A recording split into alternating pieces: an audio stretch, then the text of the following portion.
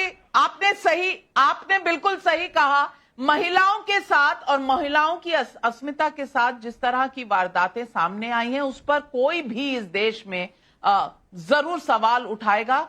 मैंने भी उठाए, मैंने अब भी उठाए। कांग्रेस की सरकार होती या कोई और सरकार होती, आज बीजेपी की सरकार है, तो भी मैंने ये सवाल उठाए, कई शोज किए, कई शोज में आप भी हमारे साथ शामिल हुए हैं।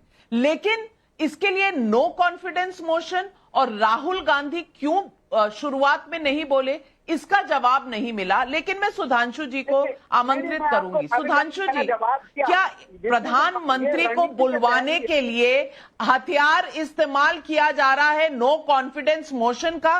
क्योंकि इसमें संख्या की कहीं बात ही नहीं है। गौरव गोगोई तो अपने ओपनिंग रिमार्क्स में कह चुके हैं कि संख्या की बात नहीं है, बात है सवाल उठाने की। तो क्या सिर्फ नियम नो कॉन्फिडेंस मोशन का है? क्योंकि चाहे वो लोकसभा हो चाहे वो राज्यसभा हो, दोनों हाउसेज में बीजेपी बिल तो अपने कई पास करवा चुकी है। इसीलिए शायद आज प्रधानमंत्री ने यह भी कह दिया कि सेमीफाइनल में बीजेपी पास हो चुकी है।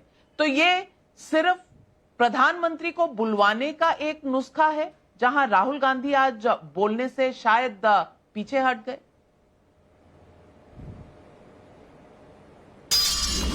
देखिए, ये बात सही है कि इस अविश्वास प्रस्ताव का कोई मतलब नहीं है। इस अविश्वास प्रस्ताव का मुख्य अर्थ जानते क्या है? एक दूसरे के प्रति जो अविश्वास है ना, उसमें शह और मात का खेल है।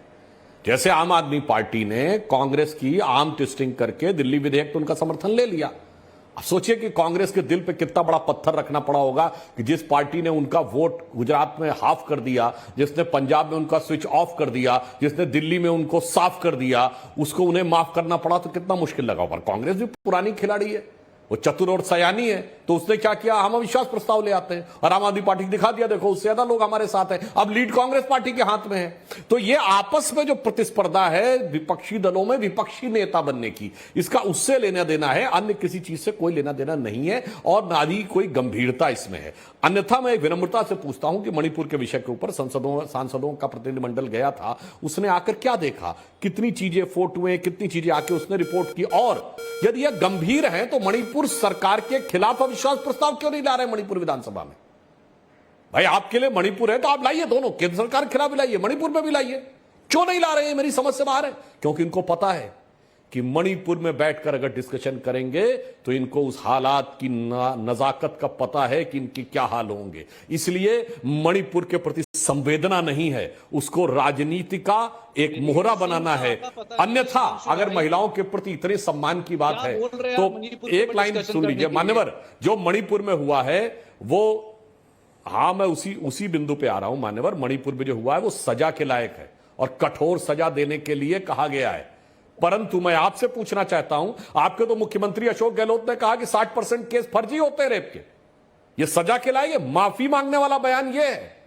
आपके मंत्री शांति धारीवाल ने कहा कि राजस्थान में इसलिए रेप ज्यादा होते हैं, मर्दों वाला प्रदेश है।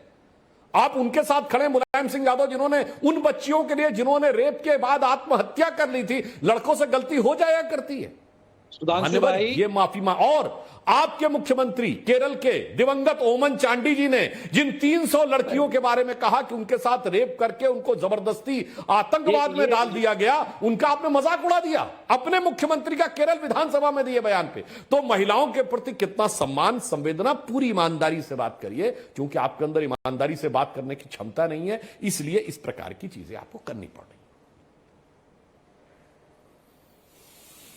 विवेक बंसल जी जवाब देना चाहते हैं, उसके बाद तौसीफ जी आपके पास आ रही हूं। विवेक बंसल जी जवाब दीजिए सुधांशु त्रिवेदी। देखिए नाविका जी, मैं कहना चाहूंगा सुधांशु जी ने बड़े अच्छी तरीके से वकालत की और तर्क और जो भी कुतर्क कहिए या तार्किक कहिए, पर लेकिन कभी कभी देखिए अंतरात्मा की आवाज भी सुननी चाहिए। आज जो इन्होंने समानांतर जो तस्वीर प्रस्तुत की, चाहे वो माननीय अशोक गहलोत के बयान की थी, चाहे शांति धारीवाल जी और चाहे दिवंगत नेता माननीय मुलायम सिंह जी की, आज इस घटना की जो मणिपुर में नरसंहार जो इतने सतत रूप से 3 महीने से चल रहा है, उसकी तुलना इन सबसे नहीं की जा सकती।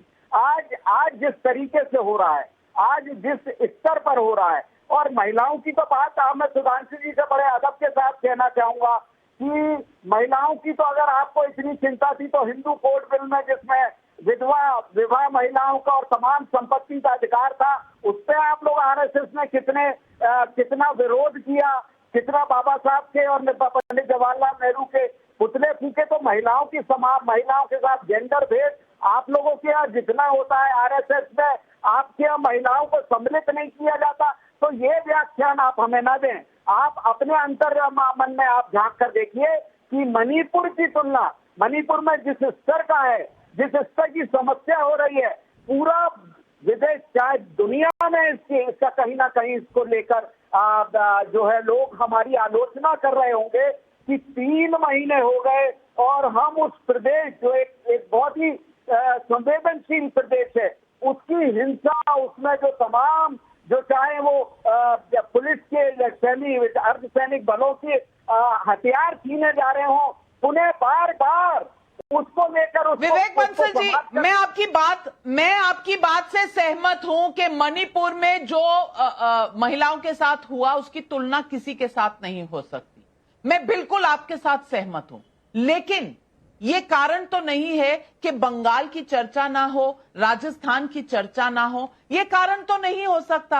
आप तुलना मत कीजिए, पर अलग से वहां की महिलाओं पर क्यों बात करने से आप लोग